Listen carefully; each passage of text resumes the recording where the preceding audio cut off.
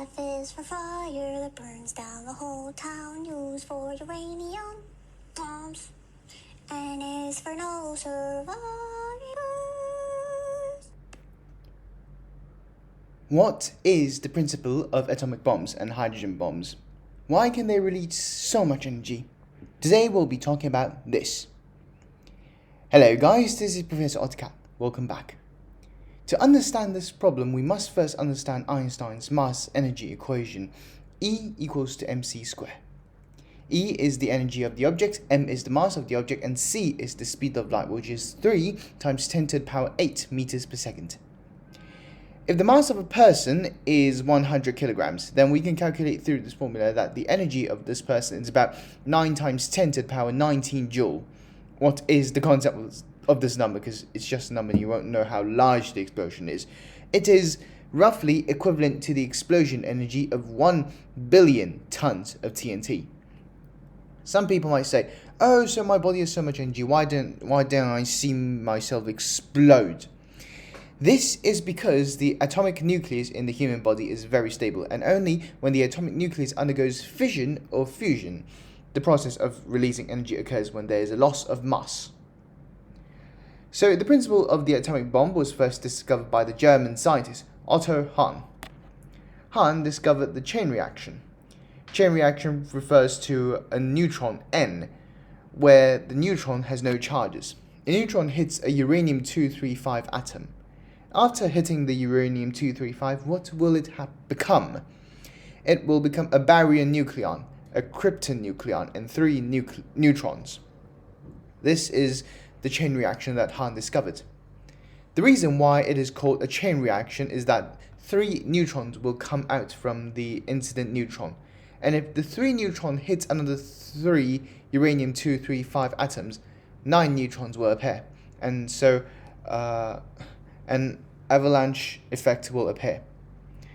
And just like we break a piece of bread, after the fission of a large nucleus, the total mass will decrease. And this will be mass loss, just like breadcrumbs. Assuming that the mass loss is delta M, the amount of overall mass reduction, so its release energy should be delta mc squared. The energy released by this reaction is very large. The energy released by 1 kilogram of uranium-235 is roughly equivalent to the energy of exploding 10 tons of TNT. So it is quite serious. So if the atomic bomb wants to explode, we need to let the raw material in the atomic bomb, which is uranium-235, allow its concentration and volume to reach a certain value. If the concentration is too low or the volume is too small, a neutron may not be able to hit the uranium-235, so it will just fly out directly, and the atomic bomb will not be able to explode. We can also control the stability of the atomic bomb in this way. The method is like this. We separate 2 pieces of uranium-235 by a certain distance when we are making the atomic bombs. Then every of the 2 pieces does not reach the critical volume. Then there is a uranium-235 on top of it. And this uranium-235 is separated from them. So these 3 pieces actually cannot reach its critical volume, and the atomic bomb will not explode. But we have a little explosive on top of it. So when we want to detonate the atomic bomb, we ignite the explosive. Once the explosive is ignited, the uranium-235 will be pushed between the 2, so it forms a larger piece of uranium-235. After forming a large block, the volume has already exceeded the critical volume. We know that cosmic rays also contain neutrons, so even if a single neutron flies into the atomic bomb will trigger a chain reaction and finally explode, releasing tons of energy. The principle of the nuclear power plant we use now is the same principle. We also use the fission for nuclear power plants to release energy. The only difference between a nuclear power plant and an atomic bomb is that the atomic bomb releases the violent energy at once, immediately, while the nuclear power plant controls the number of neutrons within a certain range through certain methods, so that this reaction can proceed slowly without wiping out the whole town. Well, in addition to atomic bomb, there's also a hydrogen bomb. Hydrogen bombs are more powerful than atomic bombs, but what is the reaction principle of hydrogen bombs? In fact, we use deuterium and tritium. Both deuterium and tritium are also isotopes of hydrogen atoms or protium. When the two of them are very close to each other, a dynamic reaction will occur. What will it become?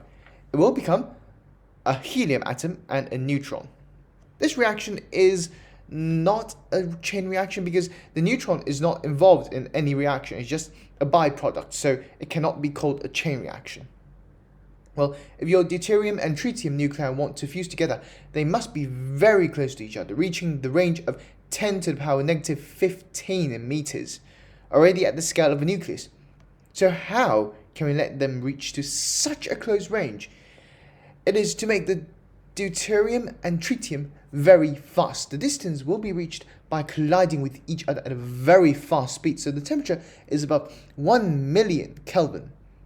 The temperature of several million kelvins cannot be achieved with ordinary explosives.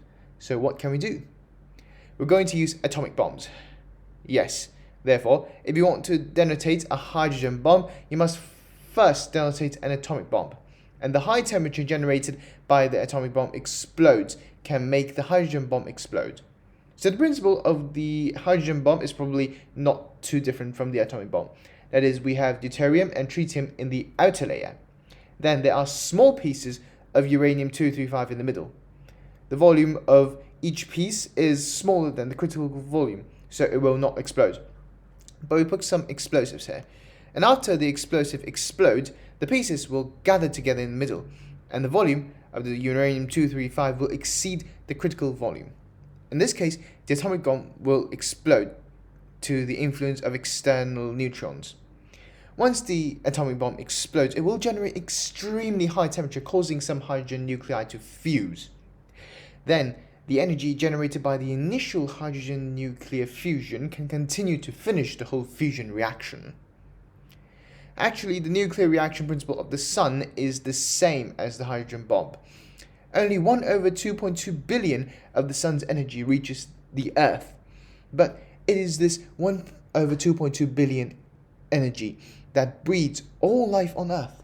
So the energy released in this reaction process is very huge. You might ask, you see that you release energy in fission, you also release energy in fusion. In this way, I can undergo fission, then fusion, and fission again, and then fusion. Just exchanging them again and again. Won't the energy be endless? Well, this statement is so wrong. The reason is that only small nuclei can undergo fusion and large nuclei can undergo fission. There is an intermediate value between them, which is the iron atom. After research, it is found that the mass of each nucleon is not the same. The iron atom has the lowest average nucleon mass, that is to say, in nuclear fission you lose mass, and nuclear fusion you will lose mass. You will also lose mass. But once you become an iron atom, there will no more fission or fusion. So in the end, the energy is not infinite. Great, that's all for today. If you like my channel, please accent the like button, follow my Instagram account, subscribe, and turn on the notification bell. And I'll see you beaver face next time. Bye!